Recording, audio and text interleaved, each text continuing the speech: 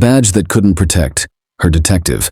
Maya Johnson adjusted her rearview mirror as she pulled into the parking lot of the 24-hour diner on 5th Street. It was 2:30 in the morning, and she had just finished a grueling 16-hour shift investigating a string of burglaries in the downtown district. Her police badge hung from a chain around her neck, partially visible beneath her civilian jacket. Maya had been a police officer for 8 years, working her way up from patrol officer to detective. She was proud of her service, proud of the community trust she had built, and proud to wear the badge that represented justice and protection. Tonight, however, that badge would fail to protect her from the very system she served.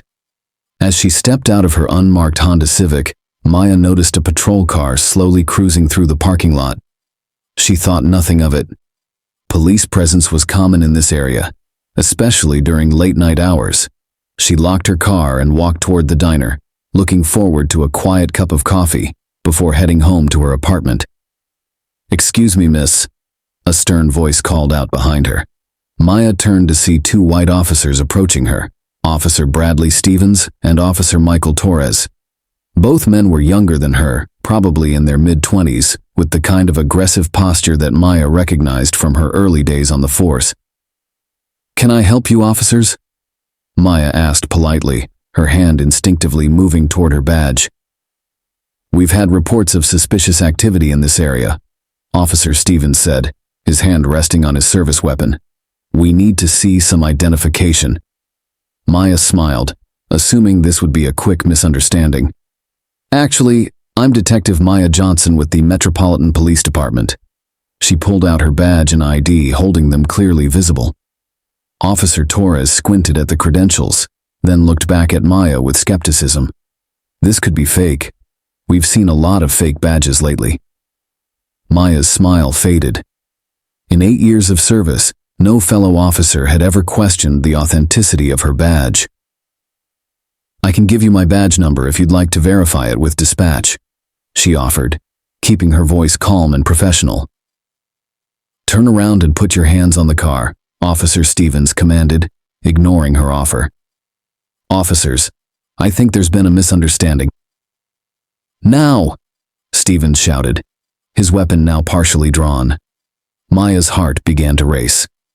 She had been in thousands of police encounters, but never on this side of them. She slowly turned and placed her hands on her Honda, feeling the cold metal against her palms. The badge that had opened doors for her, that had commanded respect in courtrooms and crime scenes, seemed powerless in this moment. Officer Torres began patting her down roughly, his hands invasive and aggressive. "What's this?" he said, pulling out her service weapon from its concealed holster. "I'm a detective," Maya said again, her voice strained. "That's my service weapon. My permit and registration are in my wallet." "A likely story," Stevens muttered. "A black woman with a gun in this neighborhood at 2:30 in the morning? Sounds like trouble to me."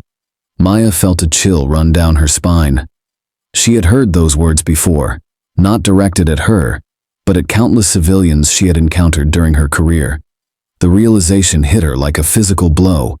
To these officers, she wasn't Detective Johnson. She wasn't a colleague, a professional, or even a person deserving of basic respect. She was just another black woman to be suspected, searched, and subdued. "Please," Maya said, her voice beginning to shake. "Just call my sergeant. Sergeant Patricia Williams at the 5th Precinct. She can verify who I am." Officer Torres laughed coldly. "Oh, so now you know specific names. You've done your homework, haven't you?" For 23 minutes, Maya stood with her hands on her car while the 2 officers ran her license, called in her badge number, and searched her vehicle. 23 minutes during which other late-night diners watched through the restaurant windows. 23 minutes during which Maya understood, for the first time, what it felt like to be powerless in the face of the very system she had sworn to uphold. Finally, Officer Stevens' radio crackled with confirmation. "Badge number 77492 verified. Detective Maya Johnson, Metropolitan Police Department, 5th Precinct. 8 years of service. Commendations for community policing and criminal investigation." The silence that followed was deafening. Officer Torres slowly holstered his weapon and stepped back. Officer Stevens cleared his throat uncomfortably. Neither man apologized. "You're free to go," Stevens said quietly, avoiding eye contact. Maya turned around, her hands trembling as she straightened her jacket. Her badge, which had been pulled and examined and questioned, hung crooked on its. The silence that followed was deafening. Officer Torres slowly holstered his weapon and stepped back. Officer Stevens cleared his throat uncomfortably. Neither man apologized. "You're free to go," Stevens said quietly, avoiding eye contact. Maya turned around, her hands trembling as she straightened her jacket. Her badge, which had been pulled and examined and questioned, hung crooked on its chain. She looked at the two officers, these men who shared her profession, who had taken the same oath, who wore the same uniform that she wore every day. 8 years, she said softly. 8 years I've been doing this job. 8 years of serving this community, of building trust, of trying to bridge the gap between police and citizens. And in 23 minutes, you've shown me exactly how that gap feels from the other side. Officer Torres shifted uncomfortably. "We were just doing our job." "No," Maya interrupted, her voice stronger now. "Your job is to protect and serve. Your job is to use judgment and discretion. Your job is to see people as human beings first, suspects second." She paused, looking directly at both officers. "My badge didn't protect me tonight. My years of service didn't matter. My knowledge of police procedures, my understanding of the law, my relationship with this department, none of it mattered. Do you know why?" The officers remained silent. "Because you saw my skin color before you saw my badge. You saw a black woman and assumed criminality. You saw someone who looked like the communities you're supposed to serve, and you decided she was a threat." Maya's voice was steady now, the voice of someone who had found her power again. She walked to her car door, then turned back one final time.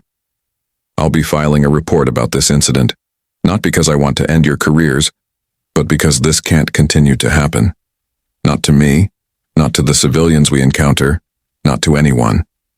As Maya drove away, she caught sight of the two officers in her rearview mirror. They were standing by their patrol car, probably wondering if their careers were over, probably angry at her for speaking up. They didn't understand yet that the real problem wasn't her complaint. It was the mindset that had led to this encounter in the first place. The shocking truth Maya realized that night wasn't that racism existed in the police force. She had always known that. The shocking truth was how quickly and completely her own colleagues had been willing to strip away her dignity, her professional identity, and her humanity based solely on the color of her skin. 3 weeks later, Maya submitted her resignation from the Metropolitan Police Department. In her resignation letter, she wrote, "I joined the police force to serve and protect all people.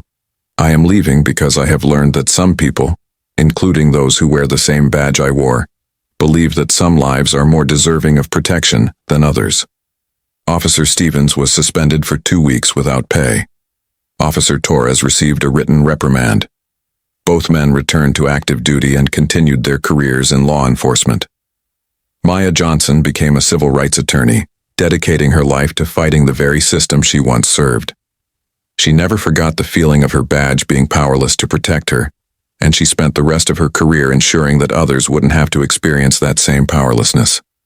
The badge that was supposed to represent justice had failed her, but Maya Johnson refused to let justice fail anyone else.